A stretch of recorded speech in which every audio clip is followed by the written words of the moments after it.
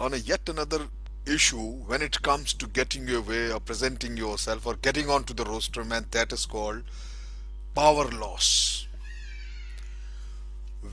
And why you lose it, how to get it back. Stage fear. My friends, remember, speaking in front of a group can be anywhere.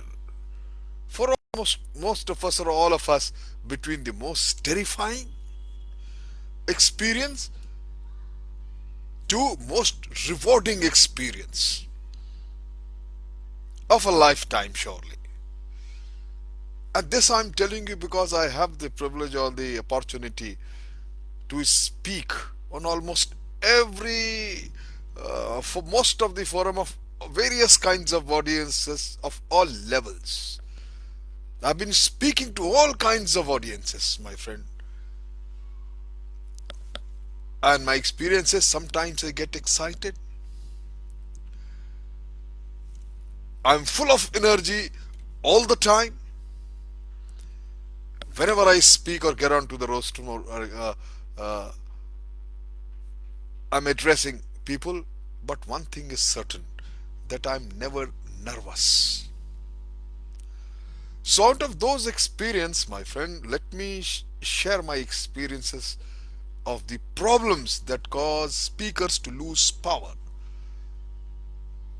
to be nervous, and to be afraid when they are presenting their ideas, their case, their uh, points, or whenever they get down to rostrum to talk and trying in getting their ideas where getting their way.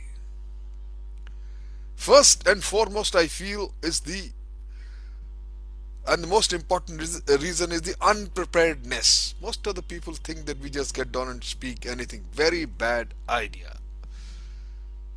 If you are unprepared, my friend, to present, there is an nervousness, uneasiness, and fear of getting caught unprepared.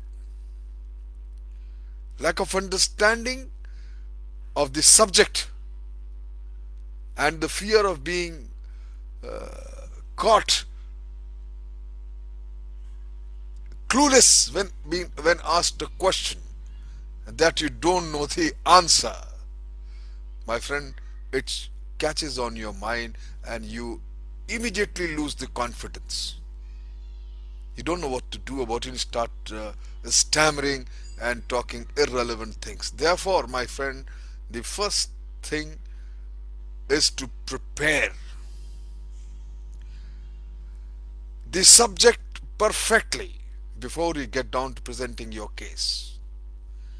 Preparing means I really don't mean that you should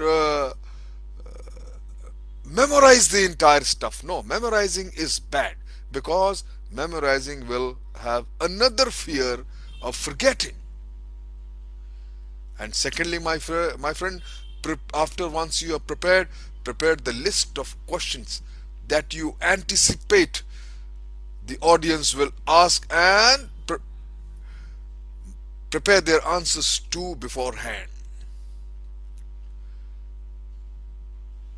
You and the second thing, besides the unpreparedness, I feel, is the limited self-image.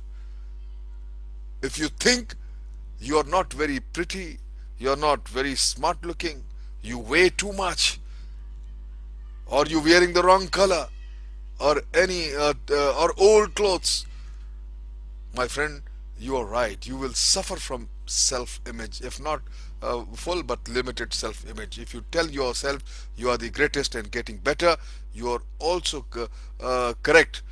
Your choice. Judge yourself. Don't stand in the shadow of the judgment of others, my friend.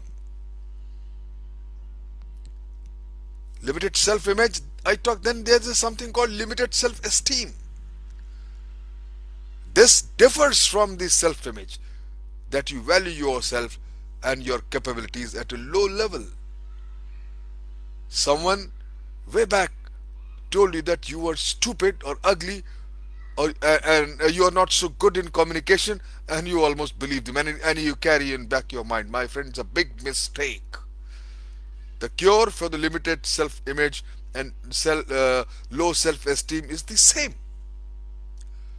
Go out as fast as you can, and I would say purchase the strongest secret by the best of the authors, and take the 30 minutes or 10 minutes lesson from them about the reality of your self thinking, my friend. You will find the answer. Why? It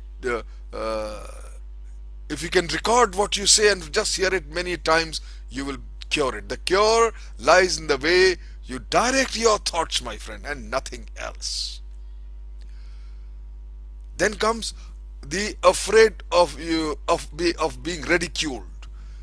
This is a burnt in image from grade school to the junior high school and high school, to where some teacher made fun of you in front of the class.